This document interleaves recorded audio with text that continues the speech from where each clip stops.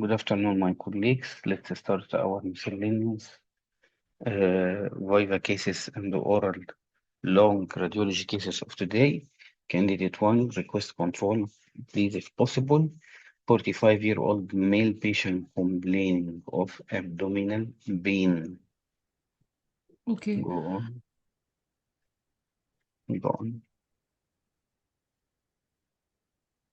Okay, so here I'm provided with the coronal reformats of CT abdomen of a 45 years old male who has presented with abdominal pain. These are taken in the portovenous phase. I'll just quickly go through the entire stack of images.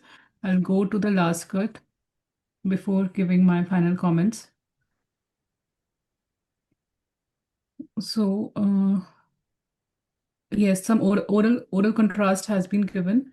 Oral and rectal contrast has been given to the patient, and okay, I can see that there is some fluid noted in the perihepatic region. Yes, I can see that there is some eccentric thickening noted in the gallbladder dome of the gallbladder. Apart from this, I'm just checking the bowel loops to look for any thickening. Yes, I can see in the visualized, I can see that the contrast is seen in the stomach, in the fundus and the body of stomach. However, in the region of pylorus, I can see that there is a circumferential thickening noted in the uh, pyloric region. Uh, However, the this is not causing uh, any. I mean, this is the still the contrast is seen passing distally into the small bubble loop, which is suggesting that this is not causing complete luminal obstruction. Um, there's also surrounding fat stranding noted, and I'm just checking for the lymph nodes. In my routine practice, I would like to see the eggshell images to characterize it better. So may I have a look at the eggshell images, please? Excellent. Okay. Excellent images. Yeah. Go Okay. ahead. So yeah. So I can see these are the eggshell images. I'll just quickly go to the entire stack of images. So so the images. Uh, yes, yes. Now they are scrolling. Yeah. I'm just scrolling through the eggshell images. Uh, yes, I will just quickly go to the site of interest, which I noted was in the pyloric region where there was a circumferential thickening noted. Uh, yes,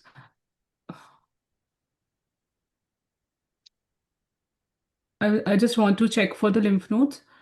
Uh, yes, there's some standing noted. However, I'm not able to see any any significant surrounding lymphadenopathy.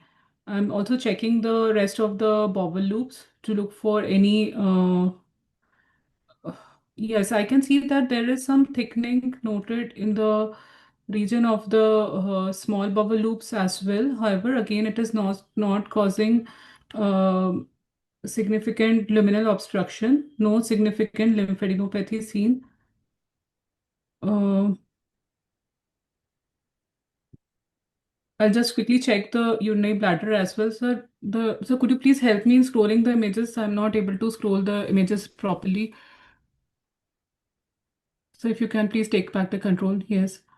Thank you. In the region of urinary bladder as well, I can see that there is enhancing polypoidal outgrowth. Sir, Leave the mouse. Leave. yeah. So I've left. I'm not controlling the mouse, sir. Not Yes. control. So yes, sir. So to sum up, sir, actually I just read the diagnosis anyway, sir. No Yes, so sir. problem. No problem. The most So to important is the finding. Tell me the yes, sir. finding. Yes, sir. To sum up, there was a circumferential thickening noted in the region of pylorus of the stomach. However, this was not causing total. This was giving a rise to lenitus plastica appearance. However, this was not causing complete luminal obstruction. There was no significant lymphadenopathy seen. So, differentials for this condition could be either adenocarcinoma of stomach or lymphoma. However, lymphoma is less likely considering that there is no significant surrounding lymphadenopathy seen. Also, there was a eccentric. There is also some mild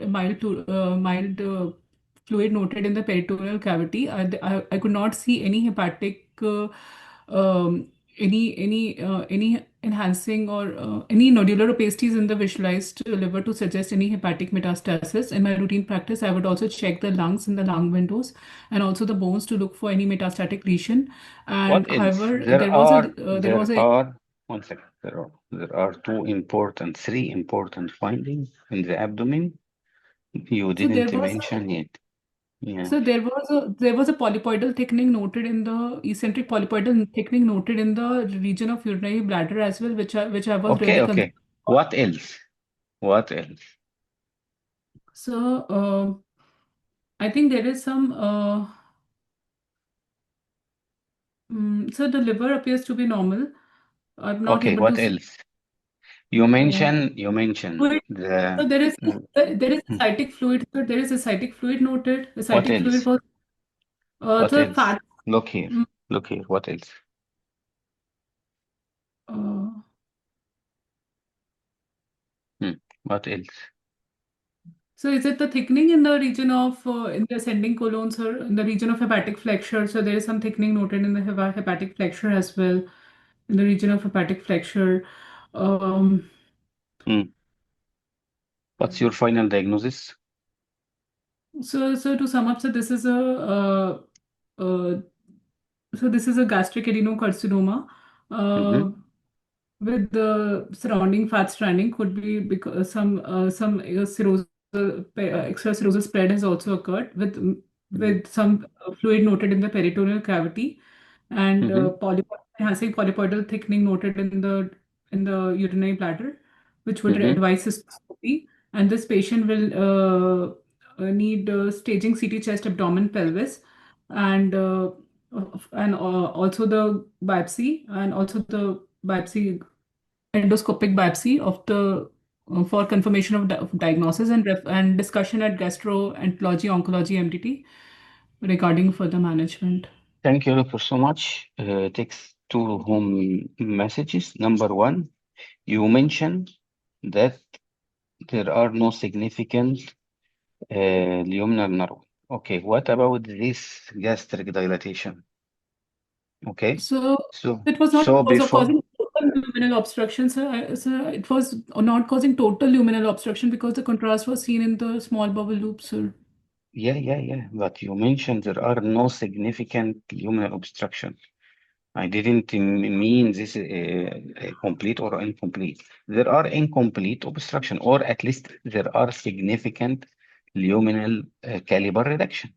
Anyway, what happened here, my colleague, the stomach is dilated, and then to when you go to the pylorus, this is not acceptable. This pylorus, somebody may tell himself, "Oh, this is the thickening, or this is the muscular war of the pylorus." No, it is very sick. Besides that, there are abnormal enhancement. What is the best phase to detect any stomach mural thickening or enhancement, even if it is creeping, even it is creeping the arterial phase? The arterial phase, but here we didn't have arterial. Sometimes show something like here, for example, just few millimeter of enhanced thickening and differentially enhanced in comparison to the rest of the stomach. The normal gastric wall didn't exceed few millimeters, 6, 7, sometimes 8. I think here in pylorus it is acceptable till 19. But here, look, this is a lesion. This is lesion, hypo-enhancing here. Okay. And besides that, look, leave the mouse, Dr. Amiga, please. Yes, sir. Yeah, look here, there are some mass formation here. See, look. So the pylorus is one of the most tricky part of the stomach. How to avoid this confusion? Number one, if there are any masses here, okay, it must cause some sort of proximal dilatation to the stomach. Number two, the thickness. Suppose this is one limb of the pylorus. Okay, if this is, do you think this limb from here, this one to here,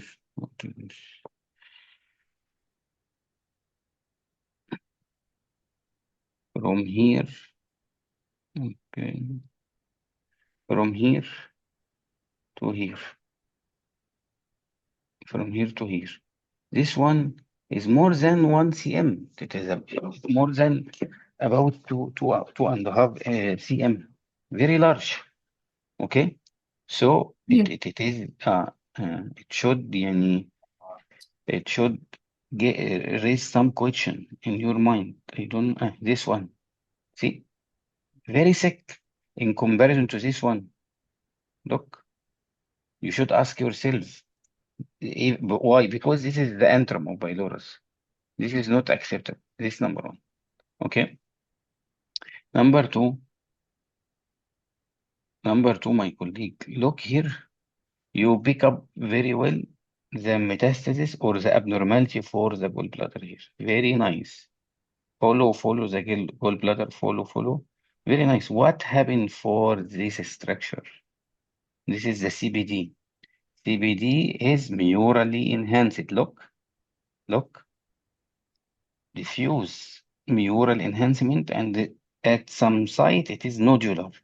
So at least you should mention it may be a CBD metastasis and gallbladder metastasis.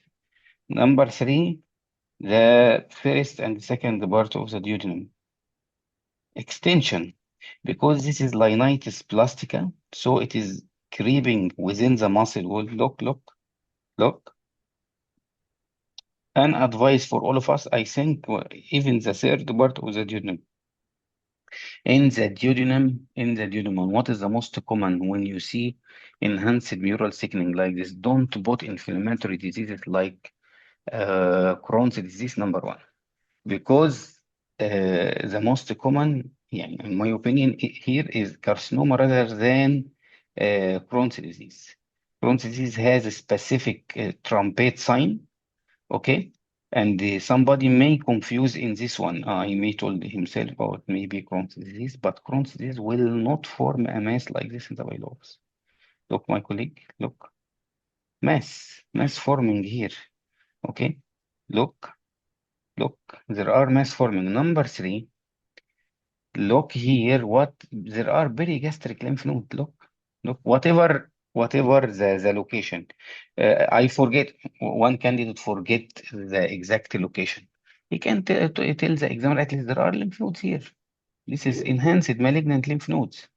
Okay, whatever the name, the location, and here also look here between the pancreas and look.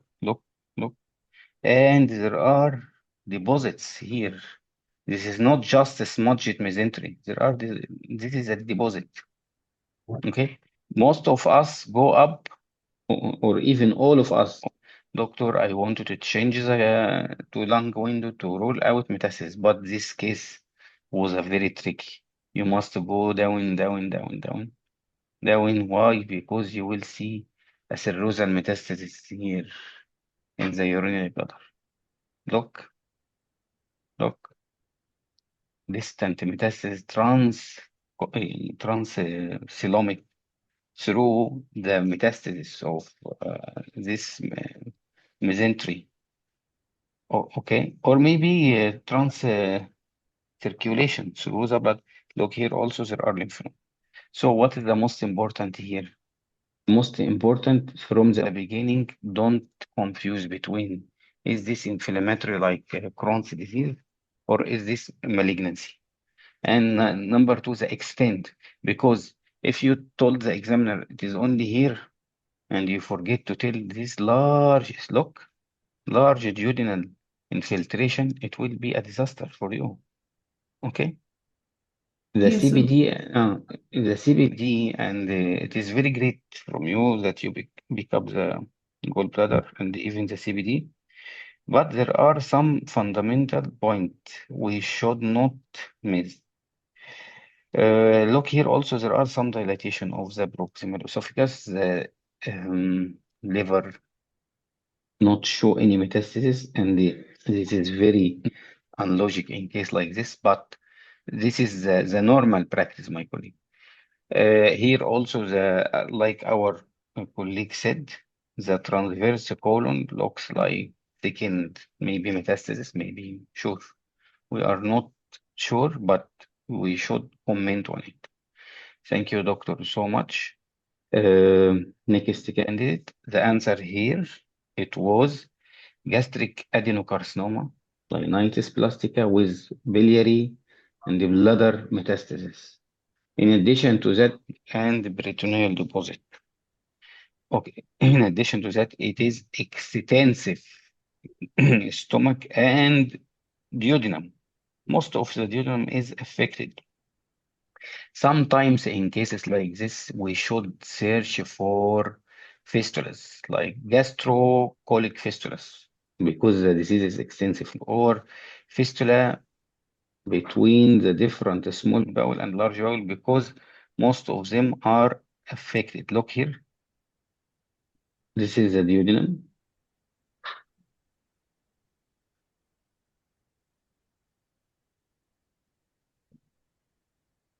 Hello? Hello. Yes, sir. Yes, sir. The candidate to be ready until Yeah, I finish this I'm one? ready. I'm ready. And I'm Yeah, ready, yeah. Ron. Look Just waiting here, for you.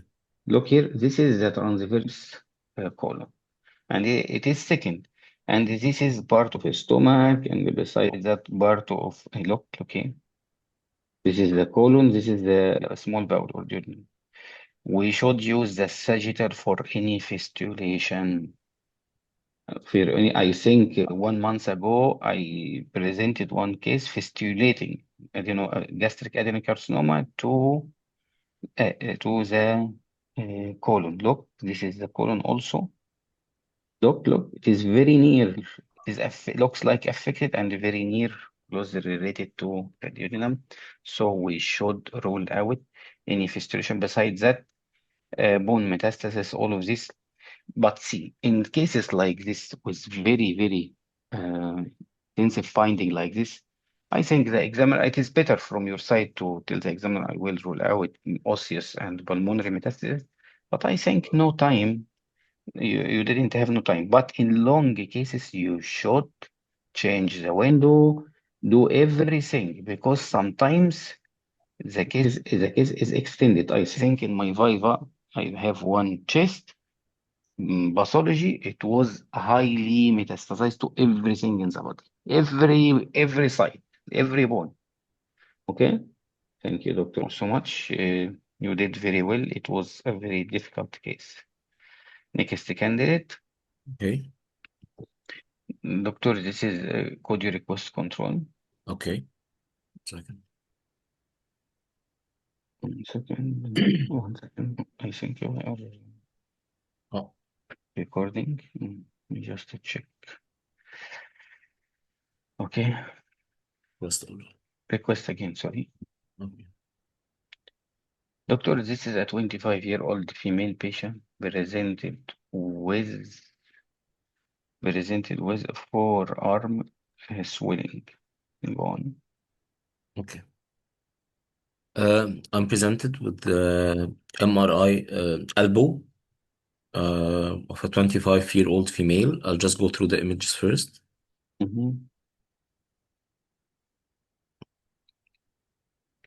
This is the sagittal T2 fat suppression images. I see there is a lobulated swelling, intramuscular,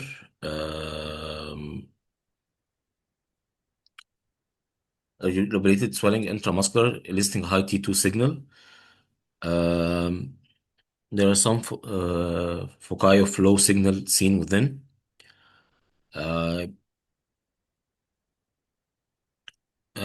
there's no bony infiltration or bony reaction or perosteal reaction. I'd like to check other sequences to another axial images to check its extensions to define its extensions. This is most likely cystic swelling with this foci calcification. It's intramuscular location. Most likely can be malformation, either vascular or veno-lymphatic malformation or vascular malformation. It's likely, most likely slow flow because I can't find any like flow voids. I'd like to request the post-contrast images if they're available. Um, my differential diagnosis will be cystic lesions in the elbow, ganglion cyst, or but it's not like this, not well defined. Mhm. So conclude, this is the post contrast. Okay, this is the T1 post contrast. I can see Yes. it's enhancing Mm. intramuscular region. It's enhancing. Mm-hmm. Um, um, I stand by my sense. It's most likely a vascular malformation, like V. What is the difference between both of them? Oh, this is $1 million question. See, uh, when the uh, examiner bring a case like this, he mm, be sure he will ask too much about it because it is very clear case. Okay, yeah. and that you pick up in the first few seconds. Tell me, what is the difference between hemangioma and the vascular malformation? Hemangioma, it's like a mass more than like vascular like has got an arterial supplier and the venous drainage. Hemangioma is most likely like like more like a soft tissue mass. I'll just try to see if there is like a feeding vessel or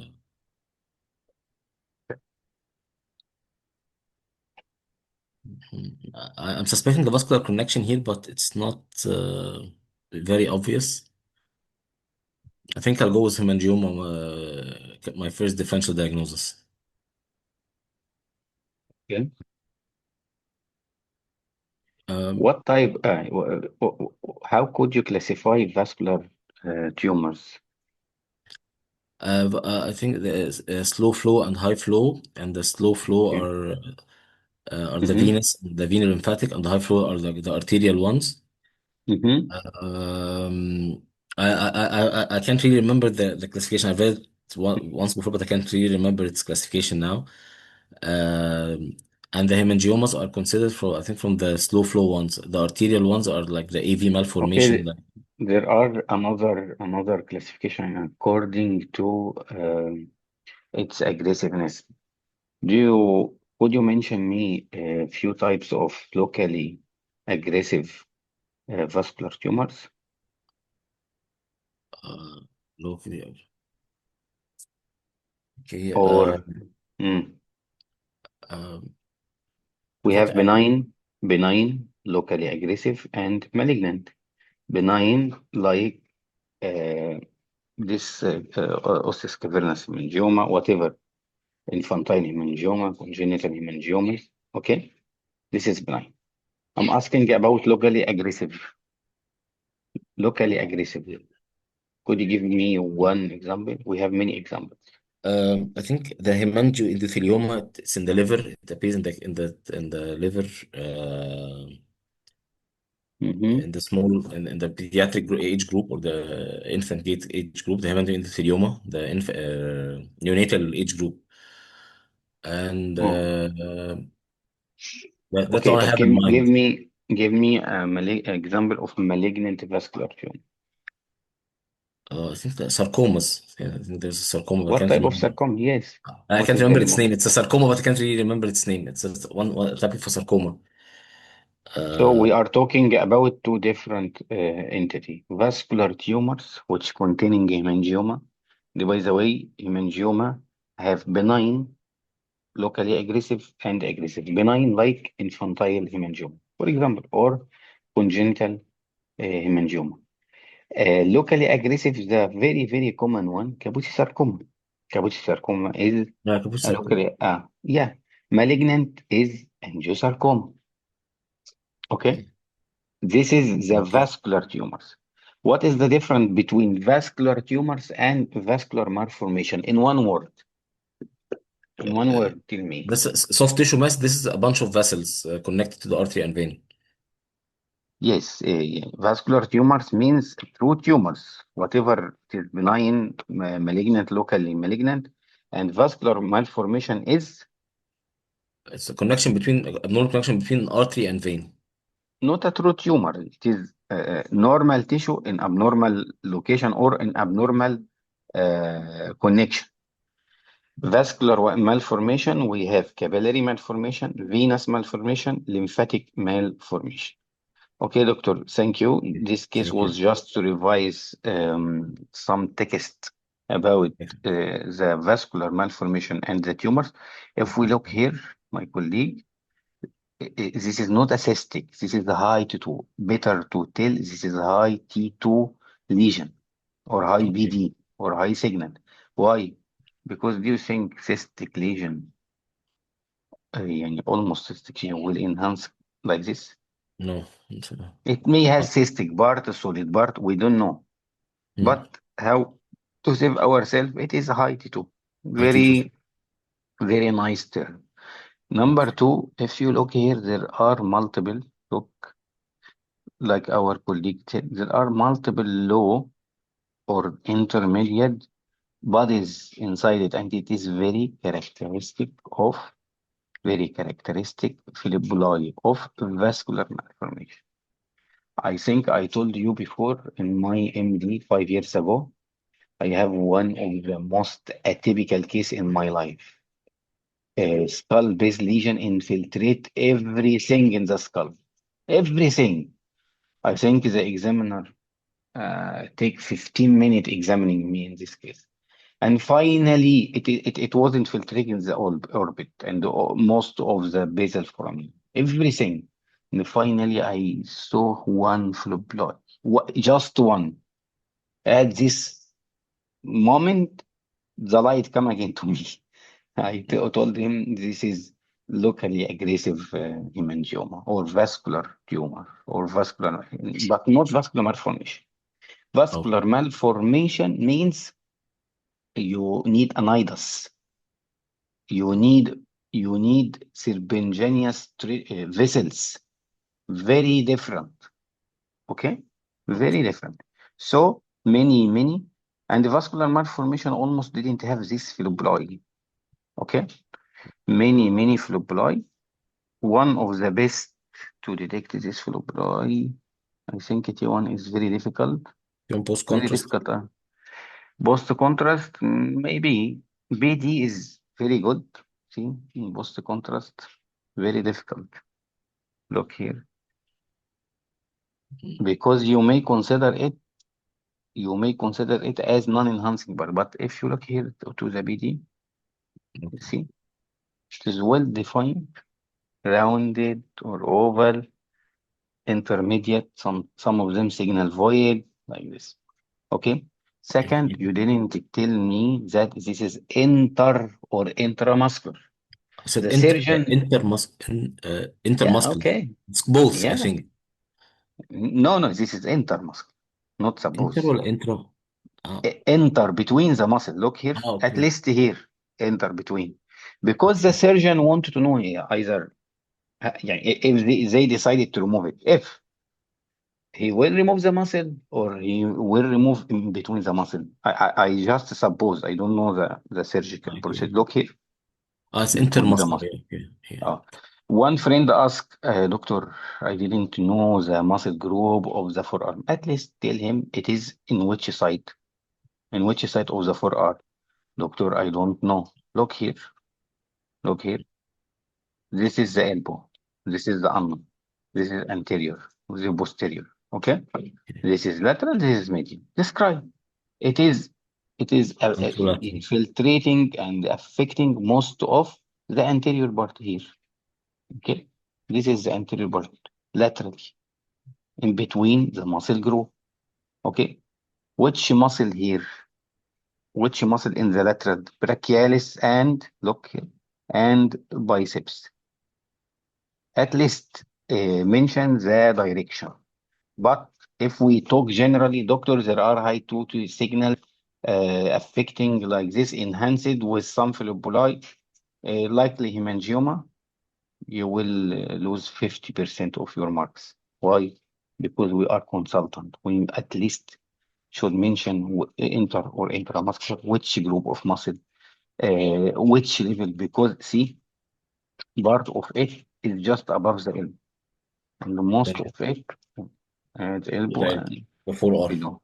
Yeah, and it is anterior and lateral. I think here between brachialis. Okay. And, How to know brachial. the at least the muscle? I will give you one clue. This is the radius. Okay. The Okay. tendon who come to the radius, this is the biceps. Okay. Okay. Go up with it. So this is the biceps.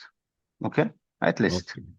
So between the biceps, And okay, the I brachialis think temple. the most lateral one, this is the brachialis. At least give the examiner some good information. Take care, my colleague. RCR exam now, they are love to present it atypical cases, especially in oral Viva. They know the weak point of most of us, like spine MRI or spine study.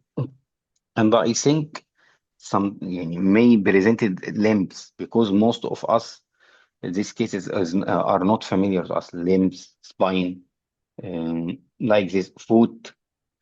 Okay. So I will try to present as much as possible non-familiar case. Thank you, doctor. Okay, Next thanks, Dr. candidate. Omar. Thanks a lot. Welcome. Next candidate. Yes, sir. Good afternoon.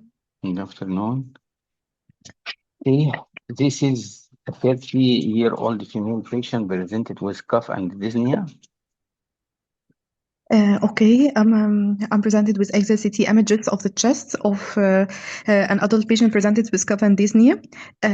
First, I'd like to scroll through the images before giving my comment. Could you scroll for me, please?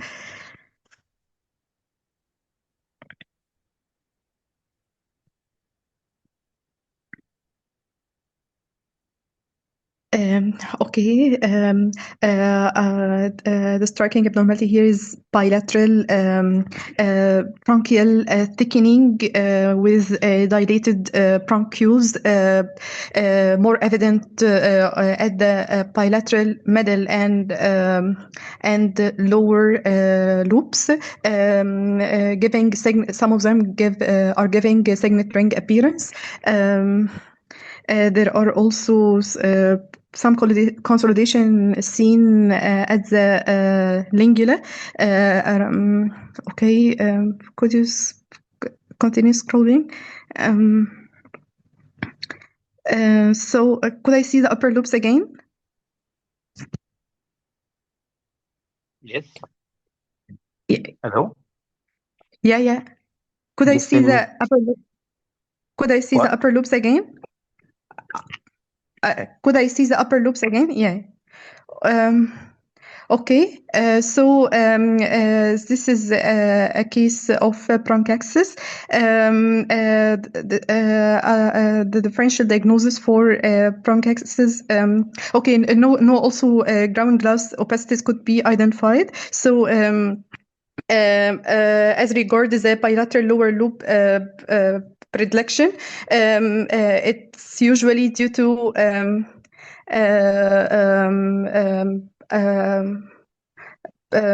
cystic fibrosis. As regards the middle loop, cystic fibrosis is in the differential, also cardiac, but there is no situs abnormalities. Differential diagnosis also infective bronchiolitis, but there's no a ground glass opacities or evidence of any infection, whereas the upper loops are tend to be spurred, so allergic bronchopulmonary aspergillosis is unlikely also. So What's your final diagnosis? I think this case of cystic fibrosis, but I'd like also to visualize the upper abdomen cast to see if there is any pancreatic abnormality, if there is fatty replacement of the What do you pancreas. need? What do you need? Visualization of the upper abdominal cast to see if there is any pancreatic abnormality.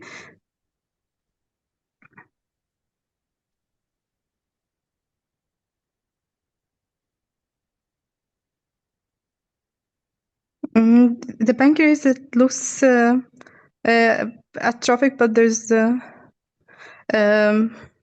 no fatty replacement. There is foci of calcification is seen near the porta hepatis of the liver.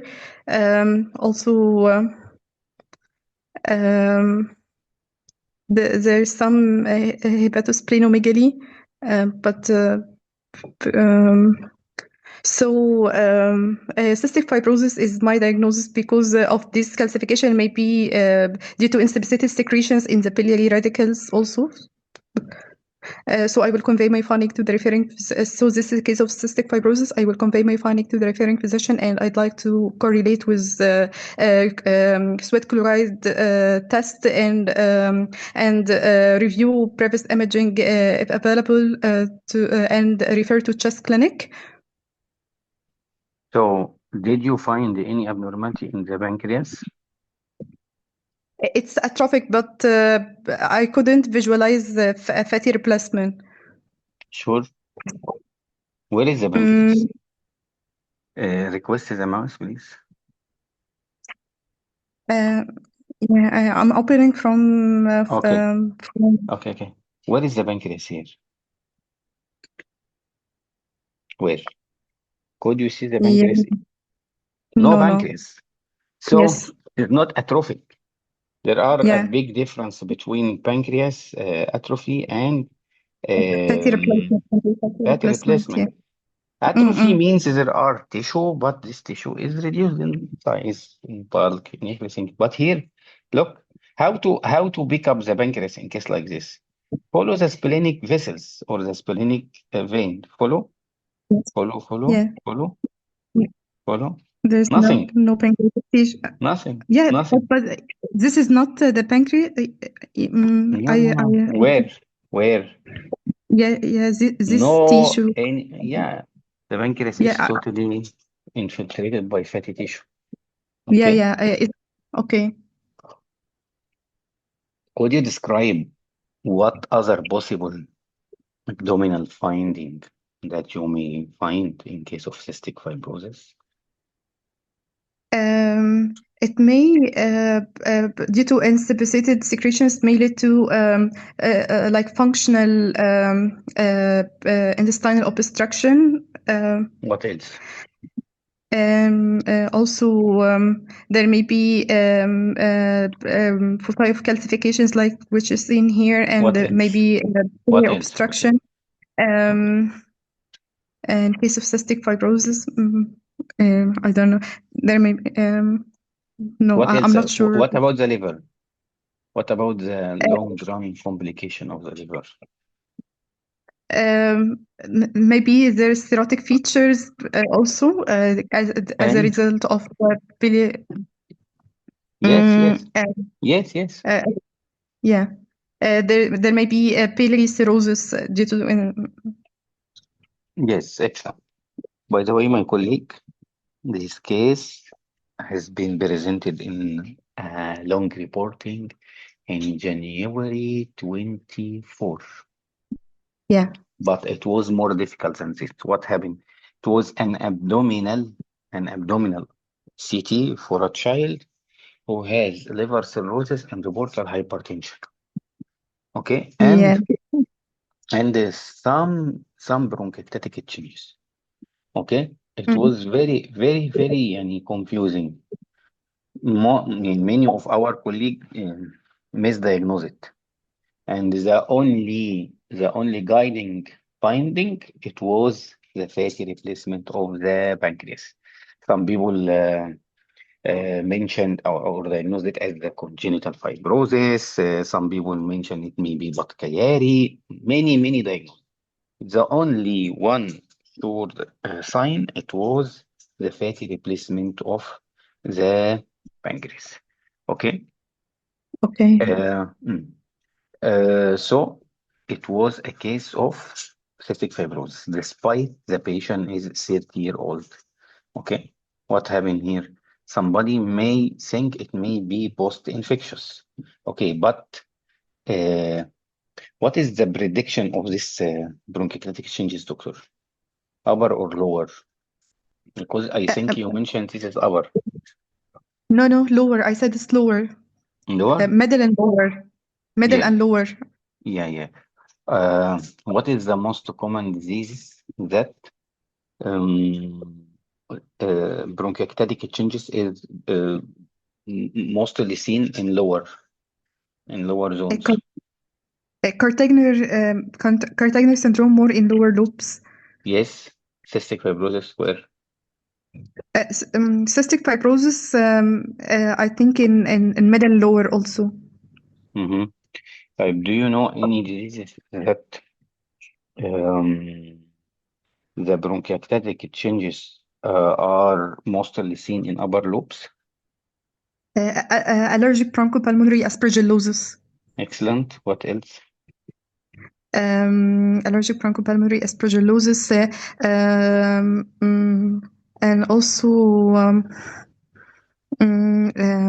I don't know. Maybe traction bronchiectasis and upper lobe fibrosis. What else? I'm Yes. not sure. What Yeah. about infection?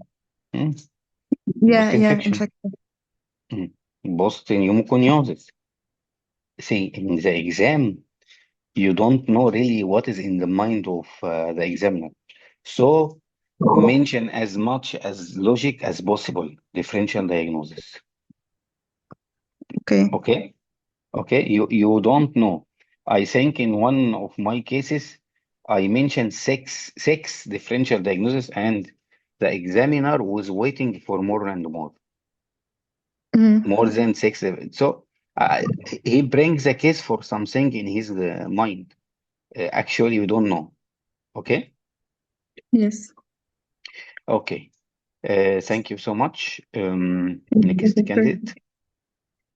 candidate. السلام عليكم. So this case was cystic fibrosis. By the way, my colleague, don't forget to see the abdomen. Don't forget. Doctor, this is 1 week male patient presented with atony and he is not alert enough to his mother. Request control lead. I have a problem with requesting the control. If you Okay. give me the control, please. Start here. Go on.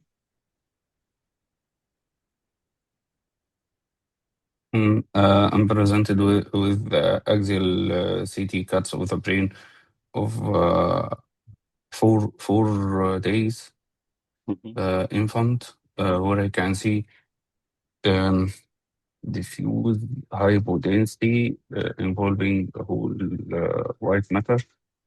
I can see phase CSF spaces.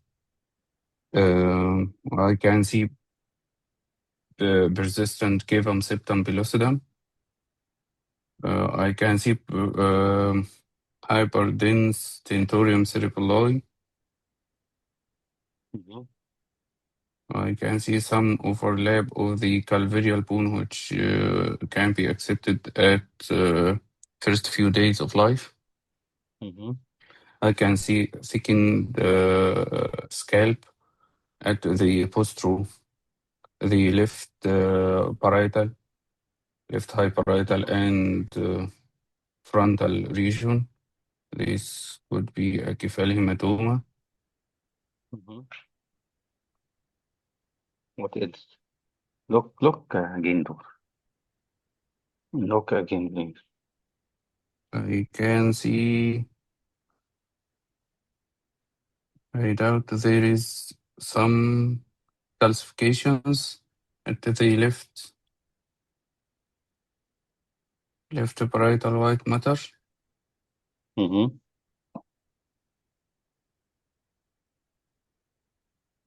What else?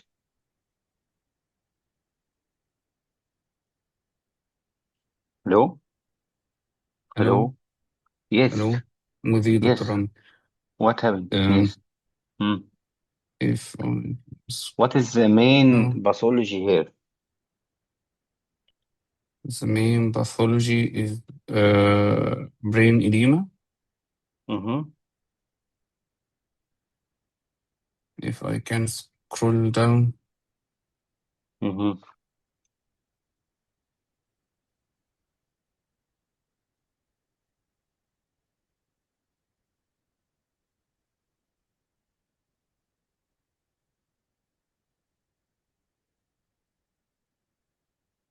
Hmm. Yeah. Tell me, what's your diagnosis? I'm suspecting hypoxic ischemic encephalopathy. Yes. What is your next step? I would like to revise the patient's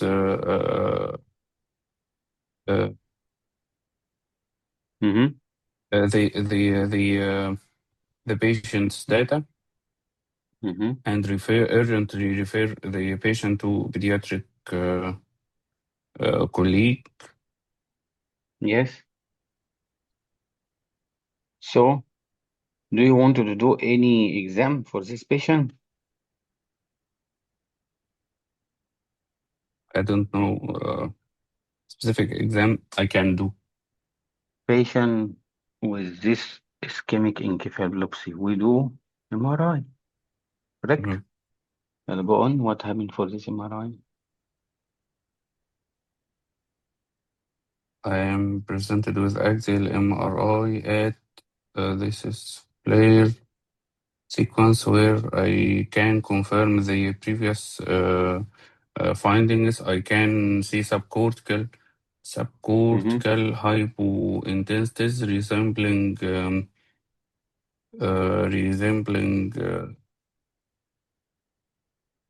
brain matter death. Mm-hmm. Yes, okay. Okay, And what else? What is next sequence do you want to see? I would like to see the gradient sequence to exclude the presence of underlying hemorrhage. This is T2 star.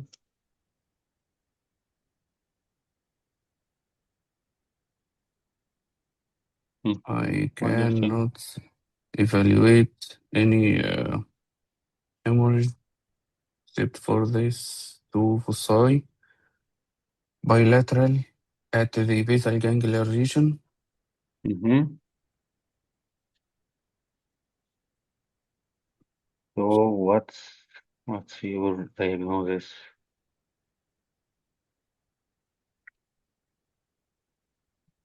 I'm still with hypoxic ischemic encephalopathy. Yes, okay. Do you want to see something else? Um, I want to see if there is any diffusion restriction resembling active ischemic insults. What do you think? I think if I revise the ADC, I can see hyper intense signal resembling diffusion restriction at the region of the posterior corpus callosum. Yes, so what's your final diagnosis? My final diagnosis is hypoxic ischemic encephalopathy with active recent involvement of the corpus callosum. Thank you, doctor, so much. Take one home message case like this. Okay. Um, Take care of all of us of pediatric brain, especially in city, because sometimes it is confusing what happened here. There are marked hypodensity, really, or diffuse marked hypodensity of periventricular and subcortical. See, look, subcortical white matter, marked, and the patient has some problem about the problem of his consciousness like this. So, number one, you should mention that diffuse bilateral marked or significant hypodenesis of the white matter. Okay. Number two, what about this hyperdense leaflet? We should mention at least. At least we should mention. We don't know is this hemorrhage or not, but it looks like bilateral and symmetrical. Look, bilateral and Mhm. symmetrical. And this is highly associated or commonly seen during any brain edema. This is not a hemorrhage. This is just relative hyperdensity of the leaflet of the tentorial cerebellar due to rest of the brain is edema. Our next step should be MRI. Why? To confirm and to delineate the depths of these changes, especially in patient 1 week. So Mhm. should be worried about ischemic encephalopathy or ischemia or hypoxia. When we see the flare here, we confirm. See, this is not acceptable at all. This white matter, by the way, the white matter normally high in T1, normally. Okay, but if you look here, everything is disturbed. The gray matter or the cortex is high. This indicates this patient may have laminar necrosis. And this is the most important sign of this exam. Look. Mhm. Or according to the cortex, this looks like he have laminar necrosis. But according to the basal ganglia, he have hemorrhage here, hemorrhage here. This is very important. Okay, this fetus, if we go in depth in his history, he may be born through an obstructed labor. Okay, he may have, so he has this ischemia, he has this hemorrhage, miserable case. Okay, see Mhm. here. So don't jump to LWI gradient before conventional T1, T2 sequences smashed. You should Mhm. squeeze the conventional first. And the second, you didn't tell me here, doctor, there are no obvious hemorrhage. Whatever, whatever subcortical, subdural, intraparenchymal, interventricular. And the Mhm. second, in every case like this, you should examine in bone window, rule out any fracture. Next, we should, after all of this conventional, we should ask for diffusion. Why? This is recent ischemia. And what else? The ischemia start in the cortex. In severe ischemia, it affects the basal ganglia. Okay, so and this is the brainstem. So affection of the basal ganglia can give us some information about the depth and severity of this ischemia. All of these points should be mentioned. In addition to that, we should rule out because this brain is edematous. I think here we can find some or any type of herniation or not. It is not clear, but at least we should mention to the examiner this brain with edema. So increased intracranial tension or pressure may be founded and some element of tonsillar herniation may be founded.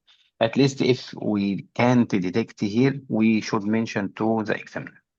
All this point must be covered in any case of ischemic hypoxic encephalopathy. If this patient is elder than that, this is just 1 week. We may think about something else. Could you mention patient with this severe ischemia, uh, hemorrhage, basal ganglion hemorrhage. But I'm talking if this patient is elder. What differential diagnosis should you also talk about? NAI?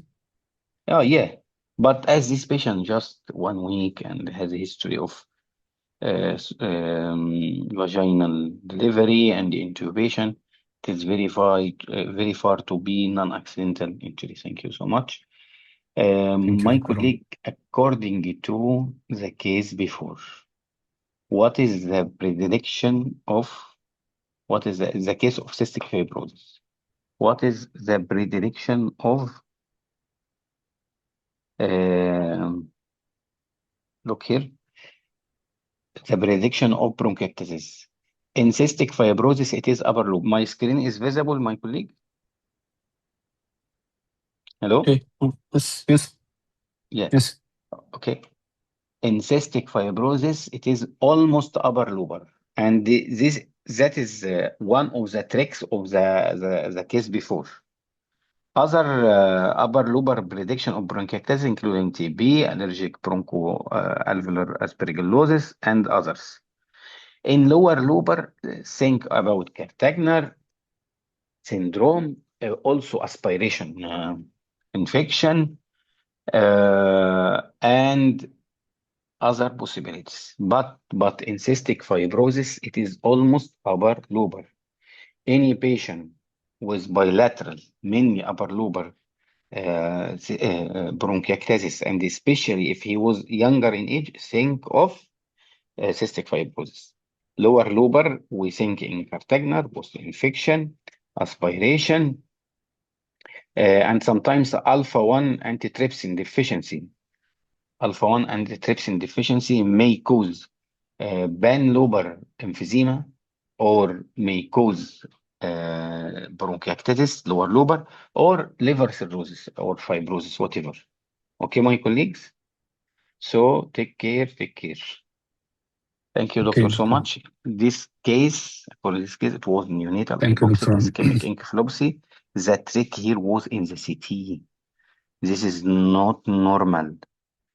Not normal. How can we be sure? Look here. Look here. Even look here. There are different degrees of black color here. This is not acceptable at all. Okay. In the white matter. And another one, the hyperdensity of this leaflet is an indication about there are something abnormal here. Either this may be hemorrhage or this brain may be edematous. At least keep in your mind these two possibility and see the CT up and down and take a decision. Thank you so much. Next candidate. Thank you. Welcome. Good afternoon, sir. Good afternoon. Could you request control? 35-year-old male patient have a right iliac anterior pain. Okay. Go on. Okay, so I've been presented. Use the It's arrow. not scroll. Use the arrow. Use the arrow. Yes. Okay. So I've been presented with axial MR T2 images of a patient who have been presented with right iliac pain.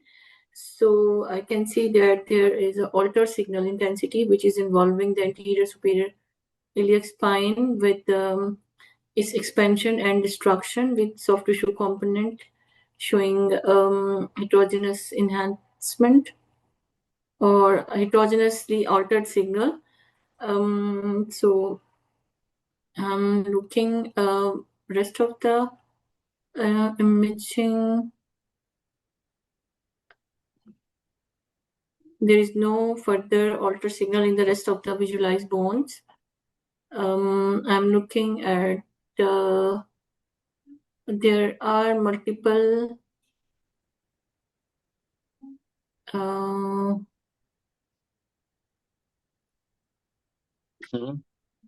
there are few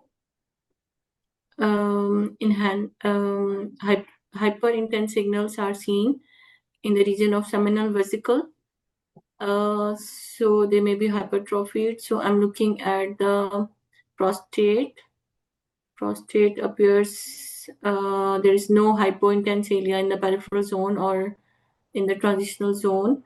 Now I'm looking at the urinary bladder. So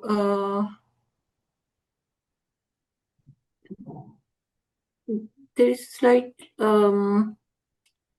irregularity at the wall of the urinary bladder. It may be just projectional or at the superior margin. Yeah. Don't worry about it. The patient has Okay.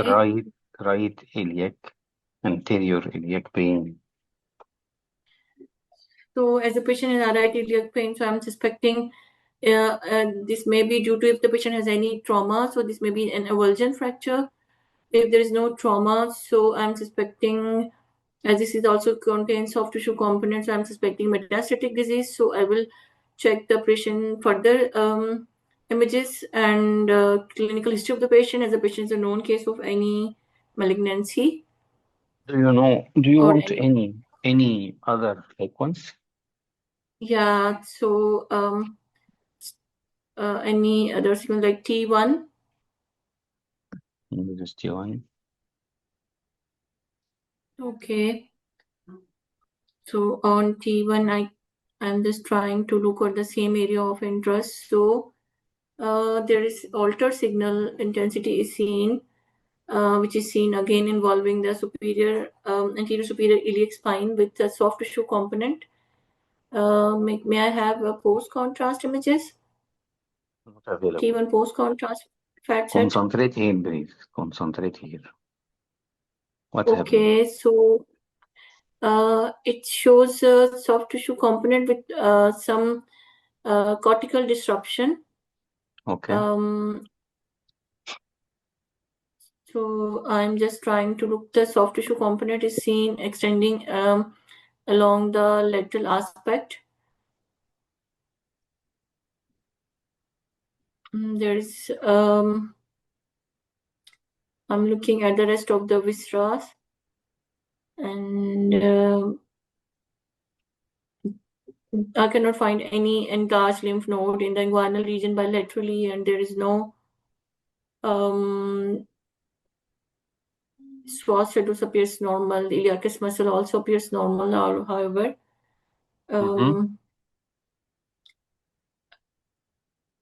So there is altered signals is also seen, which is extending along the right side psoas muscle, I guess. Yeah. So what's your Iliosost diagnosis? tendon. What's your diagnosis? So metastasis is my first differential. The other possibility, plasmacytoma, or What else? What else? avulsion fracture. The other possibility, if the patient had any trauma.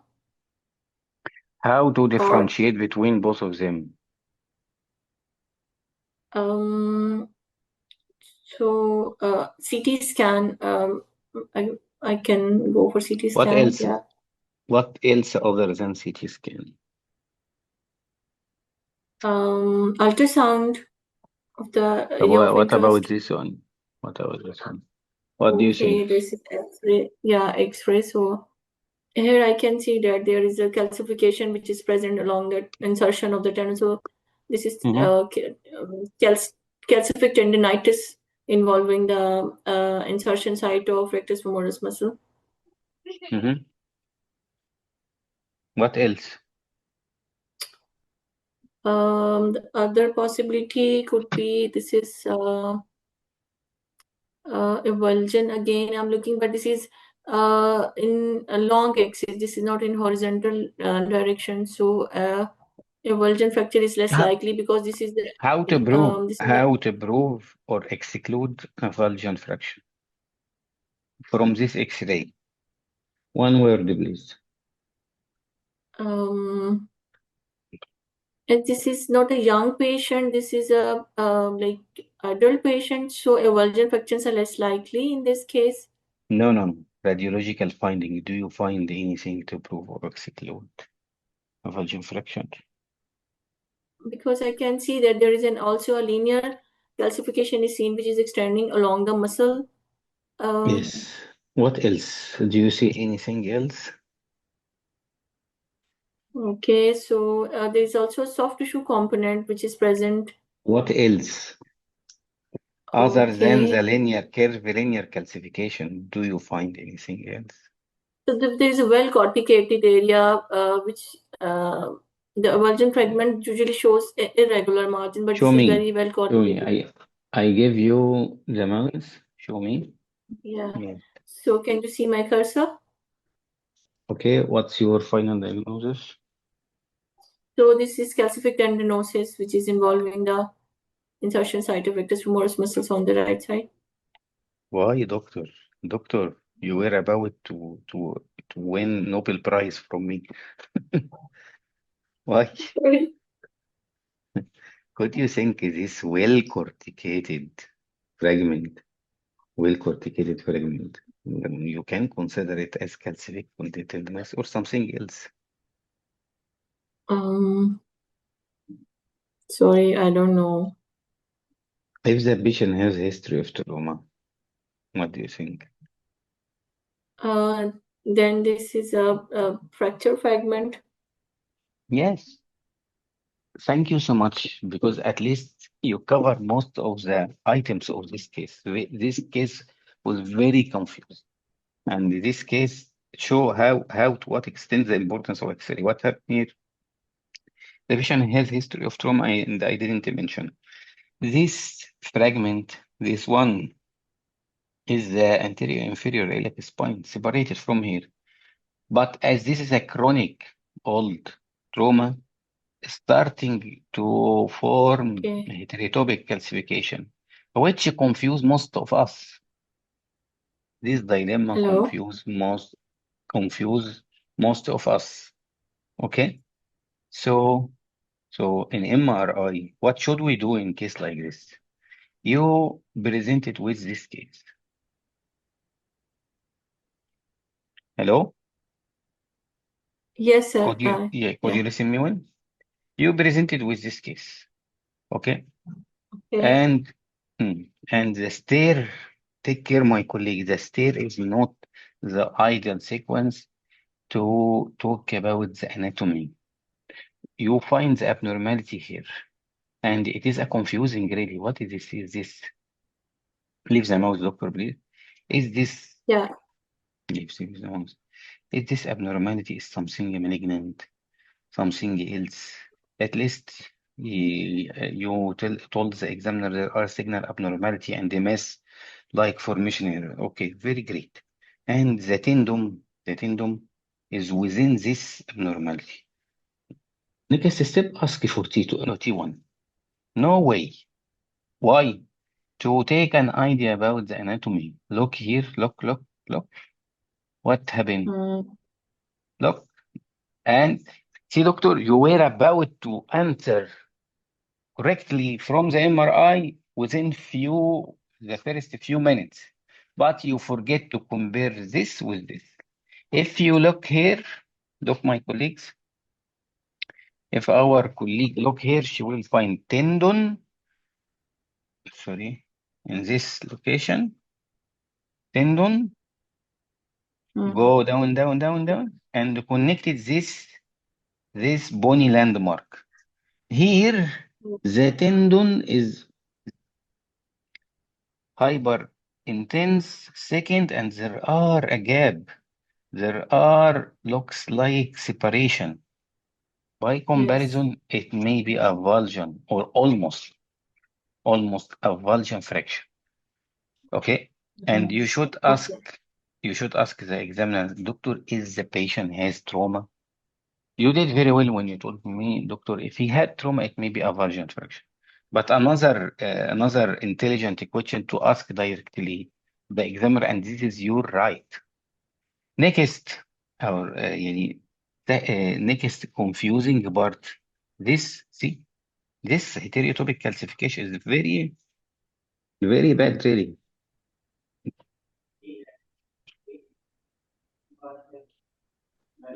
Very bad and very confusing. That is why this case is difficult. See, this stereotypic calcification. At least, as I told you many times before, try to ask about X-ray especially. He will not give you a CT. If this patient do CT, he will not proceed to MRI. Okay? So ask for Okay. previous simple examination like X-ray.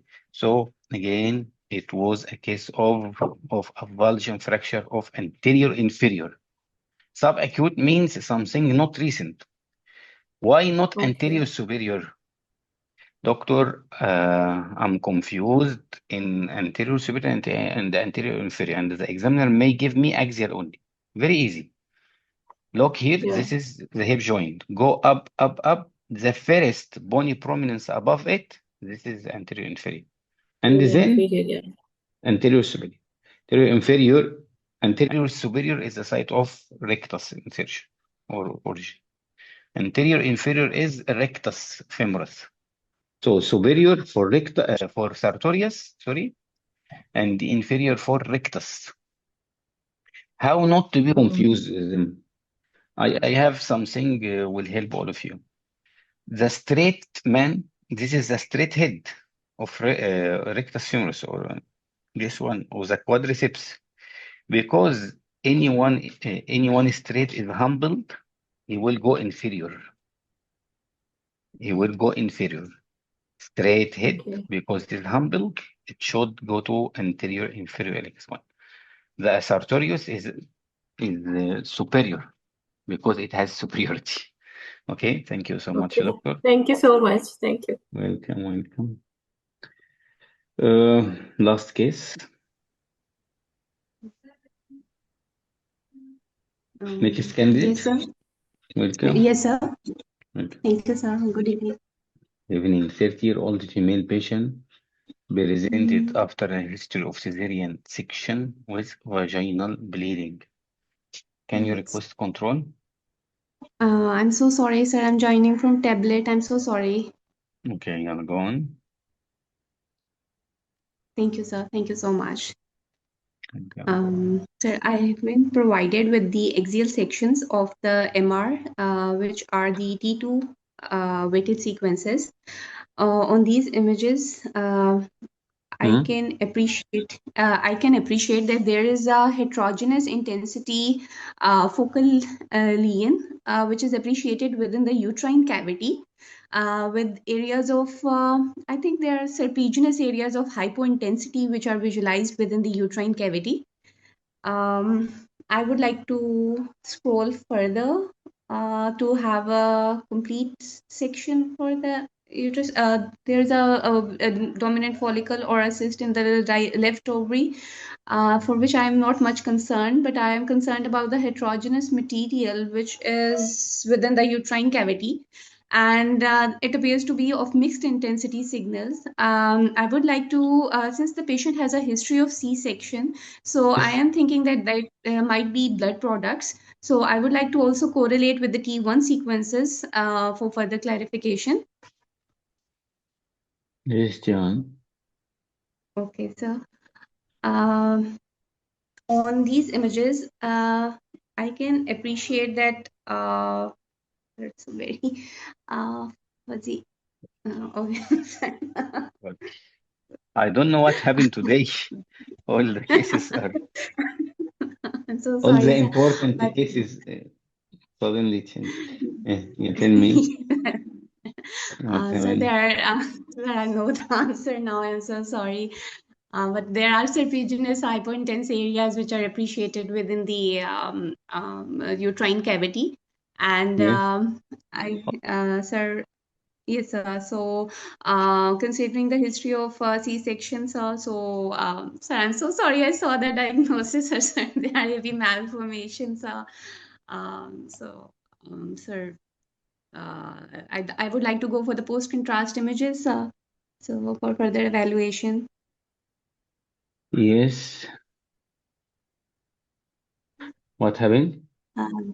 Sir, on these images, sir, can you scroll? Yes. Um, So the uterus is bulky and showing homogeneous enhancement, and on these images I can appreciate that there are few areas of enhancement which are appreciated within the uterine cavity. I'm So thinking what's your that final diagnosis? Final diagnosis? So these are serpiginous areas. I would like to correlate with any previous histories of abortions or something like that. And C-sections are at what stage the child was delivered. So that might be a cause for the uterine AV malformation. And I can correlate with the ultrasound findings to find the blood flow within it. Thank you, And so that doctor. would be my diagnosis. Thank you so much, doctor. What happened here? This is the ultrasound. Look, what happened? Yes, sir. Mm, So there is uh, increased vascularity, which is appreciated within the myometrium and within the endometrium, and seems to be communicating with the myometrial vessels as well. yes, yes. Thank you, doctor. What happened here, my colleague? Sorry for, I don't know what happened to the two cases like this. Look here. If you look here, there are, look, what happened? Serpiginous vascularity here, and a Hmm. little bit here also. Okay. What happened? Our doctor asked for post contrast. This is post contrast. What happened? This, Sir, I look, can't hear you. could you listen me now? Sorry, your voice is muffling. So it's Could you muffled. listen me So, now? Hello?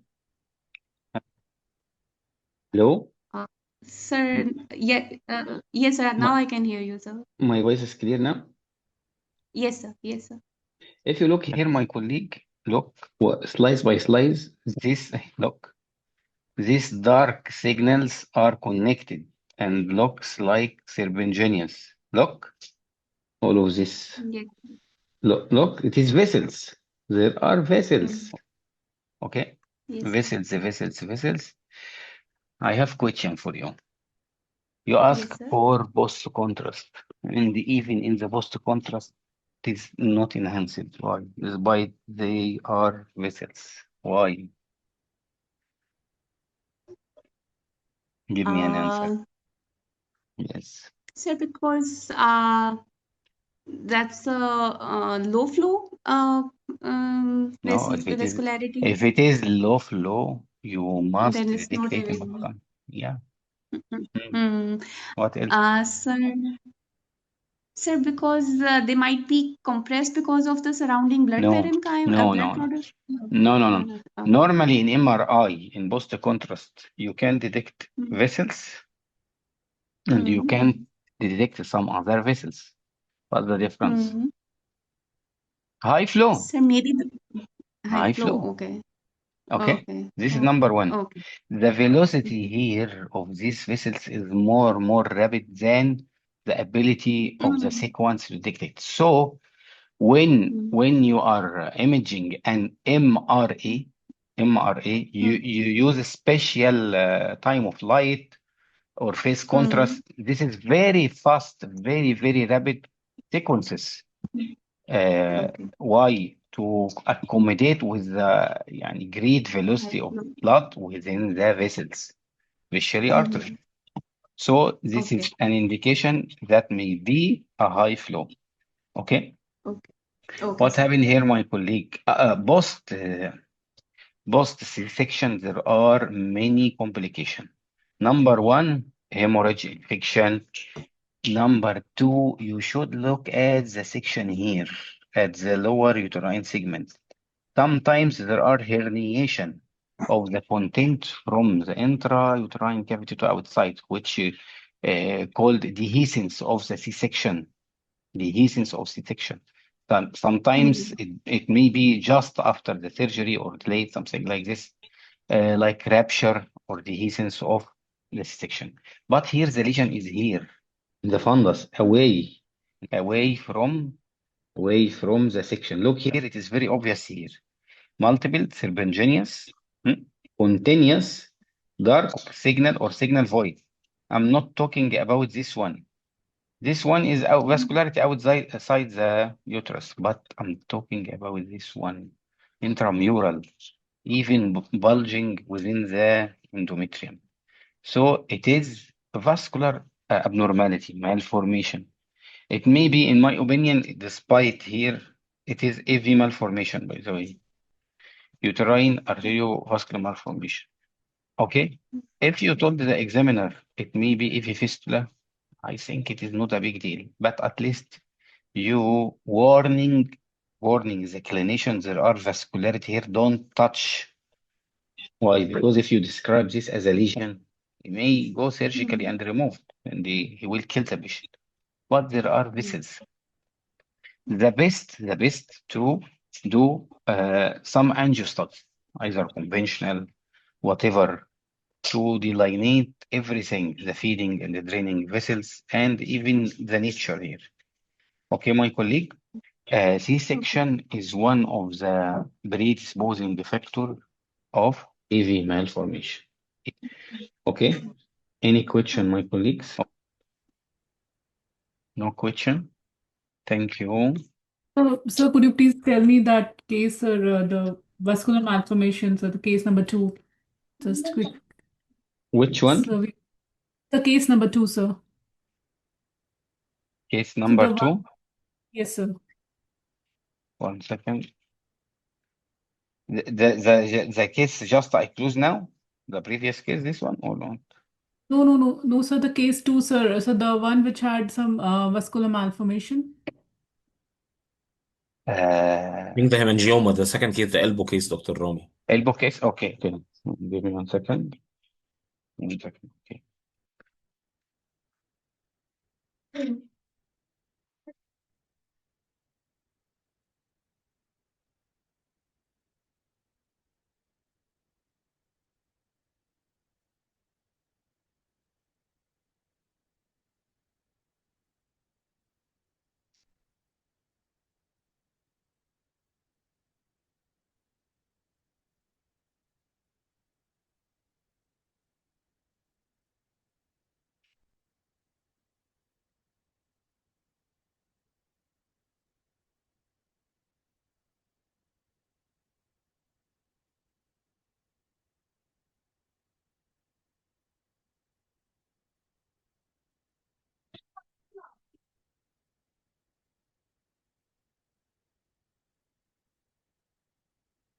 The elbow case? Oh, yes. It was meningioma, I think. Yes, it was. I think, yeah. Okay. See. What do you want exactly confirming? Yes, sir. Could you please just quickly explain it once? Yes. 1 second.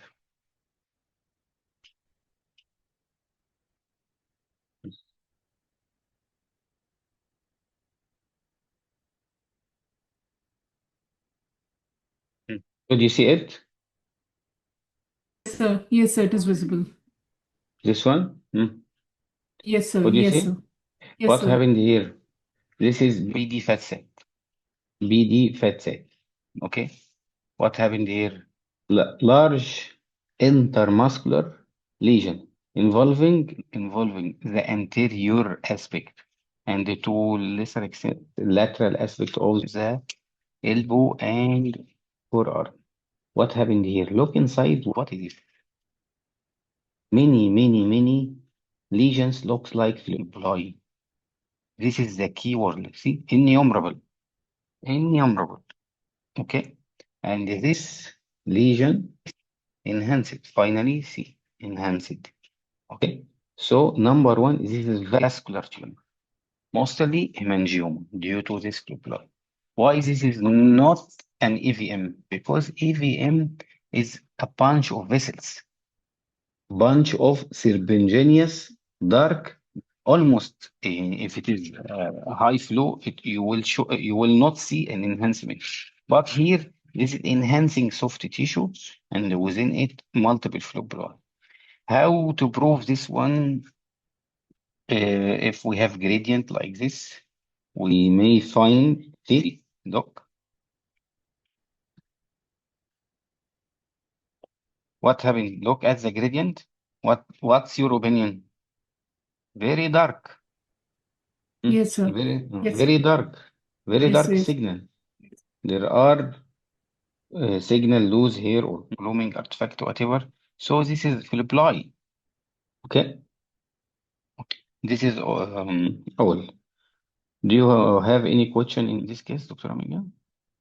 No, sir. Thank you. Thank you. Understood, sir. Thank you. The difference between this case and the uterine case is we can see true vessels, true serpentinous, dark, multiple, okay, and looks like back of worm, nearly a classic AVM case. I'm talking about the last uterine case. Thank you so much, Dr. Amiga. Thank you, my colleagues. Study hard. Thank you, sir. Hopefully, you can pass easily. Goodbye. Goodbye.